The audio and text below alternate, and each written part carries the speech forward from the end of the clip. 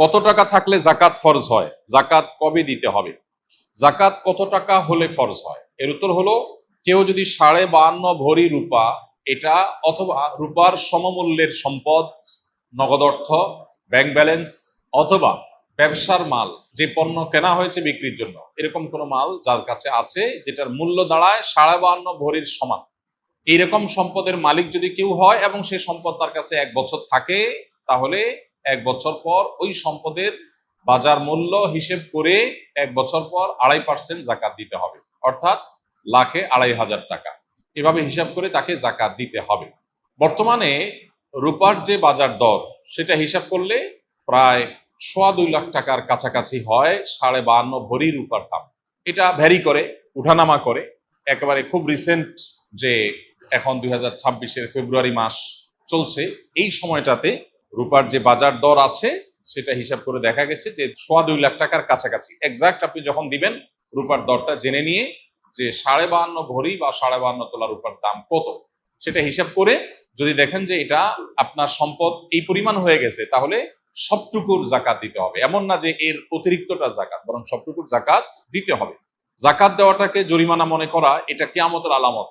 সহিহ বুখারীতে আসছে, নবী সাল্লাল্লাহু আলাইহি ওয়াসাল্লাম বলেছেন, একটা সময় আসবে মানুষ যখন জাকাত দেওয়াটাকে তার জন্য অর্থদণ্ডের মতো বিষয় মনে করবে, জরিমানার মতো বিষয় মনে করবে। এটা ভুল ধারণা আমাদের সমাজে। কারণ আমরা মনে করি যে জাকাত দিলে বোধহয় লস হয়ে যায়, কমে যায়। বরং জাকাত দিলে এটা তো আমার আখিরাতের অ্যাকাউন্টে জমা হয়ে গেল, এটা বরং আমার স্থায়ী হয়ে গেল, নিশ্চিত হয়ে গেল, বাকিগুলোর গ্যারান্টি নেই। এই জন্য জাকাত দিতে পারাটা সৌভাগ্যের বিষয়। আর জাকাত কখন ফরজ হয়? এর উত্তর হলো যে জাকাত ফরজ হয় প্রত্যেকটা ব্যক্তির অর্থ বছরের আলোকে। সবার অর্থ বছর একরকম নাও হতে পারে। ধরুন, আমি জিলহজের 1ম তারিখে জাকাত দেওয়ার মতো সম্পদের মালিক হয়েছি, তাহলে পরবর্তী বছর জিলহজের 1ম তারিখে আমার জাকাত আসবে। কেউ যদি মুহররম মাসে জাকাত দেওয়ার মতো সম্পদের মালিক হয়ে থাকে, তাহলে 1 বছর পর মুহররম মাসে তার জাকাত তার উপরে বর্তাবে। তো জাকাত বর্ষ এটা নির্ভর করে ব্যক্তি কখন সম্পদের মালিকানা আসছে তার উপরে। এখন কেউ যদি জাকাত দেওয়ার সুবিধার্থে, হিসাব করার সুবিধার্থে সে যদি একটু আগে দিয়ে দেয়, ধরা যাক যে আমার জিলহজে আসে, আমি রমজানে দিয়ে দিলাম হিসাব করে, কোনো অসুবিধা নেই, জাকাত অগ্রিম দেওয়া যায়। যে প্রতি বছর আমি রমজানে দিলাম, সমস্যা নেই। আমাদের সমাজে অনেকে মনে করে রমজান মাসেই জাকাত দিতে হয়। জাকাত রমজান মাসেই শুধু দিতে হয় এমন কোনো কথা নেই। তবে এটা ঠিক, রমজান মাস আমলের মাস, সওয়াবের মাস, এই মাসে আমরা বেশি বেশি সওয়াব হাসিল করার চেষ্টা করবো ইনশাআল্লাহ বিইذনিল্লাহ। সেই জায়গা থেকে আমরা নফল দান, অন্যান্য সাদাকা করব, এবং বিশেষভাবে যদি জাকাত দেওয়ার চেষ্টা করি ইনশাআল্লাহ, সেটা আল্লাহ তাআলার কাছে আমরা বিশেষ আজরের আশা করতে পারি। আমি কোর্ট ম্যারেজ করে বিয়ে করেছি, 3 বছর হলো এবং একটি সন্তানও আছে। ফ্যামিলির সম্মতিতে আবার মহরও ধার্য হয়েছে গর্ভের সন্তান থাকা অবস্থায়। এখন সম্পর্কটি হারাম নাকি হালাল? এই ধরনের প্রশ্ন উত্তরে আমরা বলে থাকি যে কোনো আলেমের সাথে সরাসরি সাক্ষাৎ করে শরণাপন্ন হয়ে তারপর উত্তর নেওয়ার চেষ্টা করবেন। কারণ এখানে থটগত একটা গুরুত্বপূর্ণ বিষয় আছে, যেটার উপর ভিত্তি করে মাসআলার উত্তর পরিবর্তন হয়ে যেতে পারে।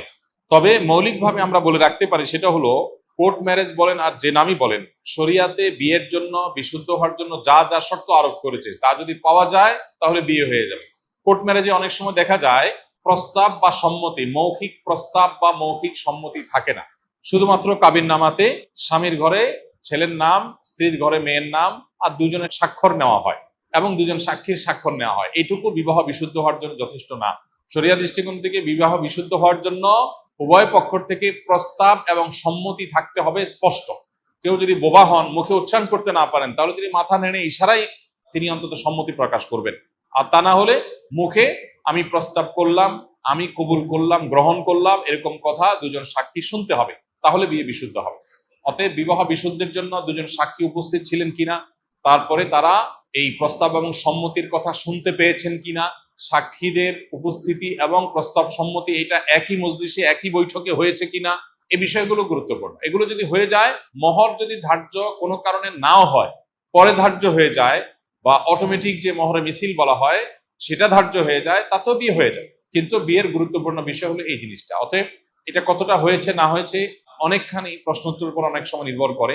এই জন্য এ ধরনের প্রশ্ন উত্তরের জন্য আমরা অনুরোধ করি যে ওলামা একরামের সাথে সরাসরি সাক্ষাৎ করে আপনার আশপাশে কোনো মসজিদে, গুরুত্বপূর্ণ মাদ্রাসাগুলোতে উপস্থিত হয়ে মুফতিদের সাথে সাক্ষাৎ করে আপনি আপনার ডিটেল বলে উত্তর নেওয়ার চেষ্টা করবেন। আসুন্নাহ ফাউন্ডেশনে প্রতিদিন সকাল 8টা থেকে রাত 10টা পর্যন্ত ওলামা একরাম ফোনে উত্তর দেন এবং সরাসরি উত্তর দিয়ে থাকেন, সেখানে উপস্থিত হতে পারেন। রমাদান এলেই মা বোনেরা প্রতিযোগিতামূলক কোরআন খতম দেন।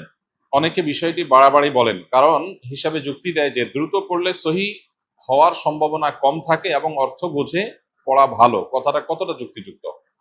কোরআনে কারীম পড়ে শেষ করা, খতম দেওয়া এবং একাধিক খতম দেওয়া, বেশি বেশি তেলাওয়াত করা রমজান মাসে, এটা সালাফে সালেহ থেকে প্রমাণিত।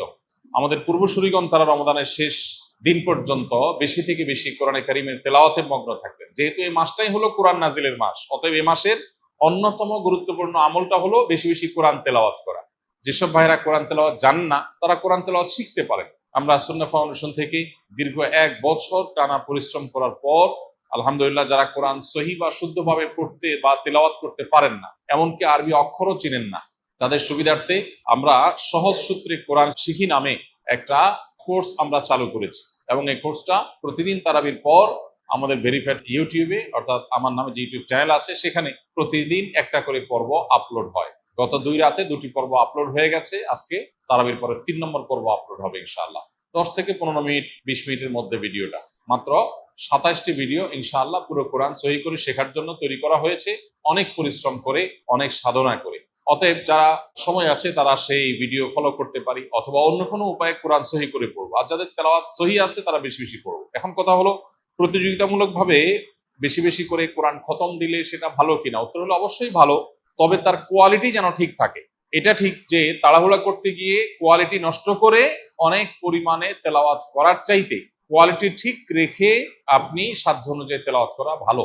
দেখা যায় অনেকে হুলস্থুল করে কোরআন তেলাওয়াত করেন, কি পড়েন নিজেও বোঝেন না। খতম দেওয়া উদ্দেশ্য হয়, এই খতমটা অর্থবহ না। আল্লাহ তাআলা আমাদের আমলকে মাপবেন, আল্লাহ আমলকে গুনবেন না। কিয়ামতের দিন আমল গণা হবে না মাপা হবে? মাপা হবে। অতএব আমাদের আমলের কোয়ান্টিটি না, দেখতে হবে কি? কোয়ালিটি। এজন্য তেলাওয়াত সুন্দর করে করতে হবে। কিন্তু আবার কোয়ালিটির কথা চিন্তা করে অনেকের খতম দেওয়ারই আর সুযোগ হয় না, সেটা দুর্ভাগ্যের ব্যাপার।